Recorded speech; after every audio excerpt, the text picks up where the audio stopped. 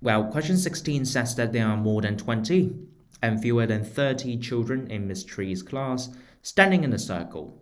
Anna noticed that there are 6 times as many children between her and Zara going round the circle clockwise as there are anti-clockwise. So how many children are there? First of all, we know that if it is 6 times clockwise and 1 time anti-clockwise, there's a total of 7 times the students between Anna and Zara, right? So it means that the number of students is going to be 7n adding 2. 7n for the number of students between Anna and Zara, 2 for the number of students for Anna and Zara themselves, basically. So if n is 3, 7n adding 2 is equal to 7 times 3, 21, adding 2, that's 23. So the answer is A. If 7 is 4, then it's 30, which is not fewer than 30. If it is 2, of course, it's too small. So it's less than 20 already. And for question 17, it says W, X, Y, Z is cut into 4 smaller rectangles.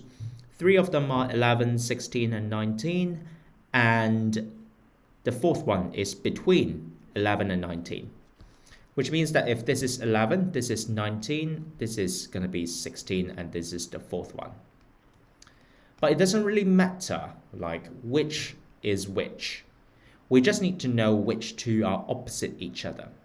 Because if they are opposite each other, you can see that this edge can be moved there, this edge moving there, this edge moving there, this edge moving there. So the perimeter of the entire rectangle is the same as the perimeter of the two in the diagonal. So the length of the perimeter of WXYZ is 11 adding 19. That is going to be 30. All right, so B is the answer. Question number 18, it says that the sum 3 adding 5 times 7 take away 9 equals 36 is incorrect, but if one of them is increased by 1, it becomes a correct calculation. So let's try to calculate this first. 3 adding 5 times 7, 35, take away 9, that's going to be 38, take away 9, which is 29. The difference between 29 and 36 is 7, which means that it cannot possibly be added to 3 or 9, right? So it has to be added to 5, such that it becomes 3 adding 6 times 7, that's 7 more. So 3 adding 42 is 45, 45 take away 9, 36. All right, so this should be increased. Question number 19. Joseph writes the number 1 to 12 in the circle so that the number is in adjacent circles differ by either 1 or 2. So we need to think about this. For example, like 12. There are only 2 numbers that is by 1 or 2 different than 12, right? Which are 10 and 8. No, 10 and 11. And then for 10, because I don't have 11 anymore, 11 is written on the other side, so this has to be 9 or 8, right? But then for 11, since I don't have 10, it has to be 9. So it means that 10 has to use the 8, and back to the 9, it has to use the 7, 8 has to use the 6, 5, 4, 3, 2, 1. So which pair are in adjacent circles? We know that they are just going to be odds on one side, even on the other. So 8 and 10 are going to be next to each other, right? Right there. And for question number 20, Sasha wants to cut a 6x7 rectangle into squares that all have integer length sides. What is the smallest number of squares he could obtain?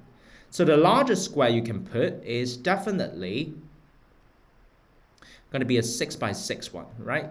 And then I would need 1, 2, 3, 4, 5, 6 of the small squares in a single column. So it means that there's altogether a seven squares. But then that's not the only option. I mean, if I try to make it divisible by the side lengths as much as possible, I might be able to find a smaller option. So 6 is 2 times 3. So let's try to use some 3 by 3 blocks there. So if I have two 3 by 3 blocks stacking up, there's going to be 4 by 6 left on the other side, right? Yep. So it means that if I put a 4 by 4 square there, there will be a 4 by 2 space left. So I can just put two 2s there. So that's a total of 5. That's going to be smaller. If ever I'm choosing some smaller squares than that, it means that I need to use more squares. Yeah, because if I'm using all the 2s, then of course I would need to have more squares. All right, so the answer is 5.